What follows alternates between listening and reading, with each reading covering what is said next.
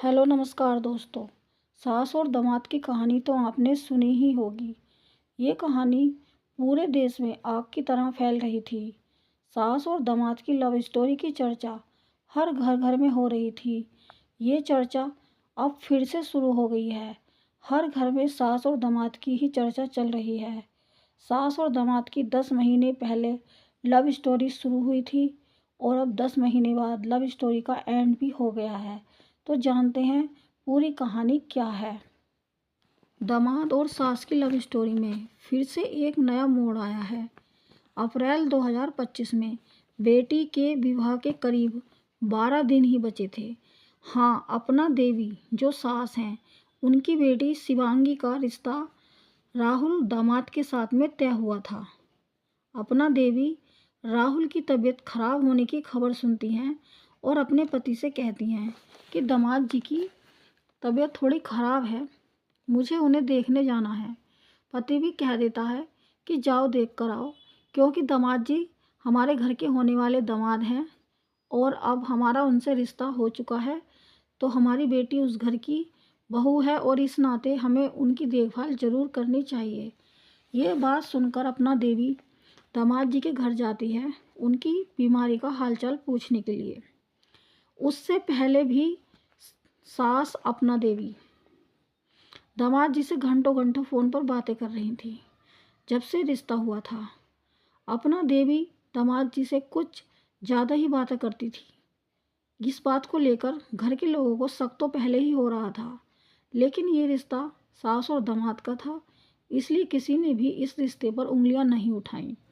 जब अपना देवी दामाद जी की तबीयत खराब की खबर सुन के उनके घर जाती है, कुछ तावीज़ लेकर अपना देवी दामाद जी को तमीज़ बांध देती हैं।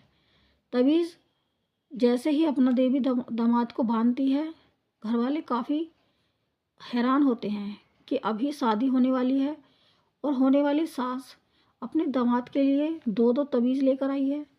इस बात को लेकर दामाद जी के घर वाले काफ़ी हैरान हो जाती हैं, पर नया रिश्ता है, कोई बात नहीं, पहली शादी है, इसलिए कोई कुछ नहीं कहता और सब शांत हो जाते हैं। दामाद जी कहते हैं सासू माँ से कि क्यों ना तुम आज यहीं पर रुक जाओ, तो सास वहीं पर रुक जाती हैं दामाद जी के पास, दामाद जी की देखभाल करने के लिए। सास घर पर रुकती हैं, लेकिन घर पर आती नहीं। धीरे धीरे कई दिन हो जाते हैं, लेकिन फिर भी सास घर पर नहीं आई, जिनका नाम अपना देवी है। तभी अपना देवी के पति अपनी पत्नी को फ़ोन करते हैं और कहते हैं कि तुम फ़ोन क्यों नहीं उठा रही। तब अपना देवी फ़ोन दामाद जी को थमा देती है। अपना देवी के दामाद यानी कि राहुल फ़ोन पर कहते हैं अपने ससुर से कि तुमने इन्हें काफ़ी परेशान किया है, इनके साथ काफ़ी मारपीट की है और ये तुमने ठीक नहीं किया, अब तुम इन्हें परेशान नहीं कर सकते। ये बात सुनकर अपना देवी के पति काफ़ी ज़्यादा हैरान हो जाते हैं कि नए दामाद हमें ये क्या कह रहे हैं। वो भी चौंक जाते हैं दामाद जी की ये बात सुनकर। उन्होंने कहा, नहीं नहीं दामाद जी, वो तो आपका हालचाल पूछने के लिए गई थी और अभी तक घर पर वापस नहीं आई। शादी का घर है, कार्ड भी बांटने हैं, कुछ बढ़ चुके हैं, घर में बहुत सारा काम है और ये वहाँ पर ही बैठी हुई है, इससे कहो जल्दी घर वापस आ जाए। तो दामाद जी कहते हैं कि नहीं नहीं, अब ये घर पर वापस नहीं आएंगी और ये मेरे साथ ही रहेंगी, मैं इन्हें लेकर जा रहा हूँ और तुम लोग कोई भी फ़ोन मत करना। ये सारी बातें सुनकर अपना देवी के पति शादी वाले घर में सर पकड़ के बैठ जाते हैं। तभी बच्चे और शिवांगी, जिसकी शादी होने वाली थी राहुल से, लड़की काफ़ी परेशान हो जाती है और जैसे ही उसे पता लगता है कि उसकी माँ अपना देवी उसके होने वाले पति राहुल के साथ में घर छोड़कर भाग गई है, वो काफ़ी परेशान होती है और इतनी ज़्यादा टेंशन ले लेती है कि वो चारपाई पकड़ लेती है। शिवांगी की काफ़ी तबीयत खराब हो जाती है माँ के भाग जाने की बात सुनकर और अपने होने वाले पति की। शिवांगी को हॉस्पिटल में भर्ती कराया जाता है। उसकी तबीयत काफ़ी बिगड़ जाती है। जैसे तैसे करके उसकी तबीयत में थोड़ा सुधार आता है।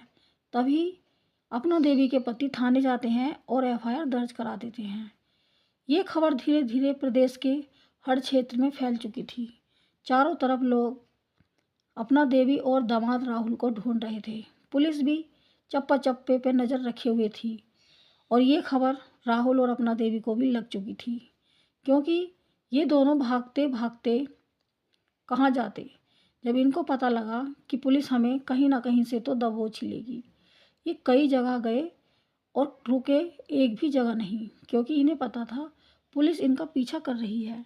इसीलिए ये एक जगह नहीं रुक रहे थे और थोड़ी थोड़ी दूर इन दोनों के फ़ोन की लोकेशन चेंज होती जा रही थी। पुलिस भी काफ़ी परेशान थी।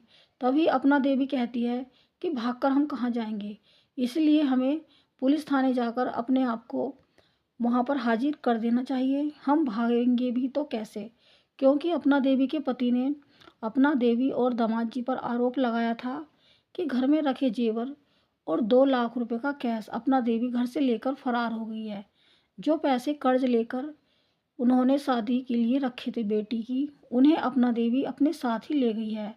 जैसे ही अपना देवी को ये बात पता लगी, अपना देवी तुरंत ही दामाद जी को लेकर थाने आ जाती है। थाने आकर वो कहती है कि वो कोई भी पैसा या जेवर घर से नहीं लेकर भागी थी। तभी पुलिस और घर वाले काफ़ी समझाते हैं अपना देवी को, लेकिन अपना देवी अपनी बात पर अटल रहती है कि उसे अब अपने दामाद जी के साथ में ही रहना है और दोनों का रिश्ता दामाद और सास के रिश्ते से आगे बढ़ चुका है। इसीलिए अब वो पीछे नहीं हटेगी, दामाद जी के साथ में पति पत्नी के रूप में ही रहेगी।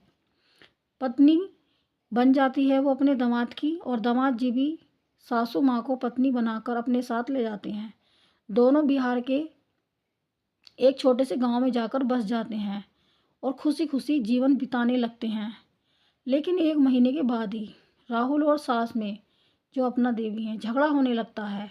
राहुल अपना देवी के ऊपर हाथ उठाता है और काफ़ी पिटाई कर देता है। अपना देवी की रोज़ रोज़ पिटाई होने लगती है, जिससे अपना देवी काफ़ी परेशान होने लगती है।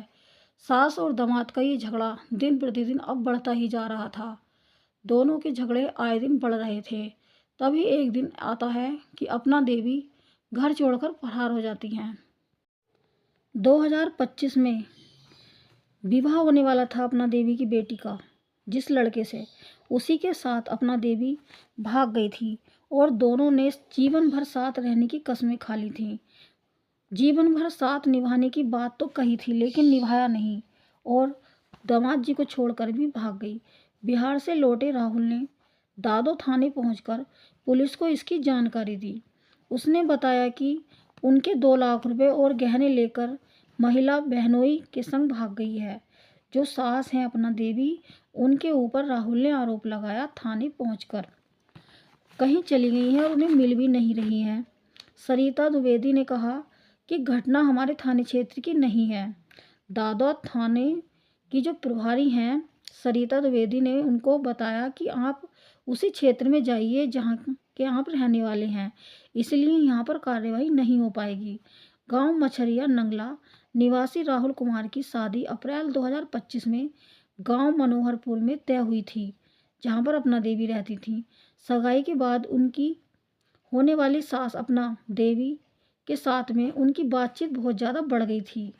बातचीत का सिलसिला इतना ज़्यादा हो गया था कि राहुल को अपनी ही सास से प्यार हो गया था और उनके साथ उसने सास से बढ़कर पत्नी वाले कदम बढ़ाए।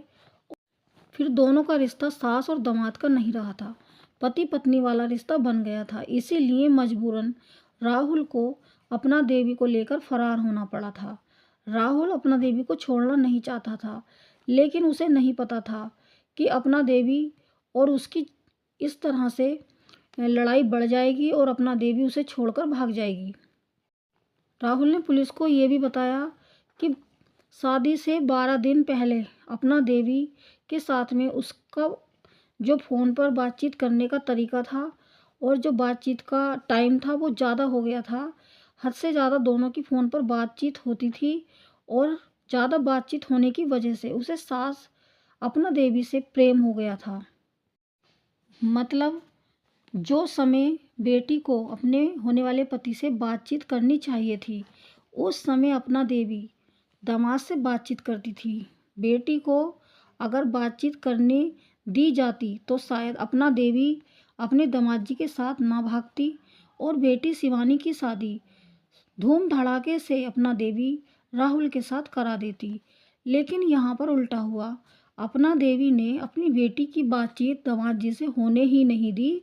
वो खुद ही फ़ोन पर दामाद जी से बातें करती रहती थी। इसका नतीजा ये हुआ कि अपना देवी का दिल दामाद जी पर आ गया था और दामाद जी का दिल अपना देवी पर आ गया था। इसीलिए दोनों शादी से पहले ही दोनों घर छोड़कर फरार हो गए थे।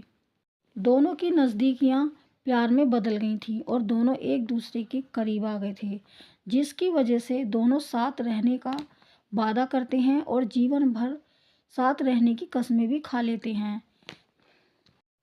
पुलिस के अनुसार राहुल और शिवानी की शादी में सिर्फ 12 दिन ही बचे थे और अपना देवी अपने पति परिवार को छोड़कर उसके साथ फरार हो गई थी। पति ने रिपोर्ट दर्ज कराई थी। पुलिस ने बिहार सहित कई राज्यों में दबिश दी थी दामाद और सास को ढूंढने के लिए, लेकिन कहीं पर भी दोनों नहीं मिले थे। कई राज्यों में दबिश देने के बाद अपना देवी स्वयं दामाद जी को लेकर मंडराग थाने पहुंच गई थी और दोनों को वहां पर दोनों की सहमति से उन दोनों को छोड़ दिया गया था। दोनों ने एक दूसरे के साथ रहने का वादा किया, जीवन भर साथ जीने मरने की कस्में भी खाई थाने में और दोनों को पुलिस ने वहां से जाने दिया। तभी से दोनों साथ रह रहे थे। करीब इस बात को 10 महीने ही हुए थे। सास अब दामाद जी को छोड़कर भाग गई और थाने आकर दामाद जी के खिलाफ बयान दिया और बताया कि जब अपना देवी राहुल के साथ छोड़कर अपने परिवार को गई थी, तब राहुल ने अपना देवी को खूब प्यार किया और उस पर जान छिड़कता रहा। 1 महीने तक राहुल सास अपना को पत्नी का दर्जा देता था। उसके बाद उसने उसके साथ मारपीट शुरू कर दी। ये झगड़ा रोज रोज बढ़ गया था। दोनों में रोज कहासुनी होने लगी थी और अपना देवी अब रोज रोज के झगड़े से तंग आ गई थी। इसीलिए वो उसे छोड़कर अपनी बहन के घर चली गई थी। दामाद जी ने आरोप लगाया कि अपना देवी अपने बहनोई के साथ फरार हो गई है या भाग गई है। अपना देवी ने राहुल द्वारा लगाए गए आरोपों को गलत बताया है और अपना देवी ने कहा है कि वो अब राहुल के साथ नहीं रहेगी। वो अपने जीवन को अपने तरीके से रहेगी और अपने जीवन के सारे फैसले वो खुद लेगी। इसलिए वो राहुल के साथ अब रहना नहीं चाहती, क्योंकि राहुल उसे आए दिन मारता पीटता है और उसके पहले भी कई महिलाओं के साथ में संबंध बताए गए हैं। राहुल ने इससे पहले अपनी चाची मामी जैसी रिश्तों में लगने वाली महिलाओं के साथ भी संबंध बनाए थे। राहुल इससे पहले कई महिलाओं के साथ में संबंध बना चुका है। राहुल का चरित्र ठीक नहीं है, इसलिए अपना देवी अब राहुल के साथ नहीं रहेगी। इस वीडियो में इतना ही। जय हिंद, जय भारत।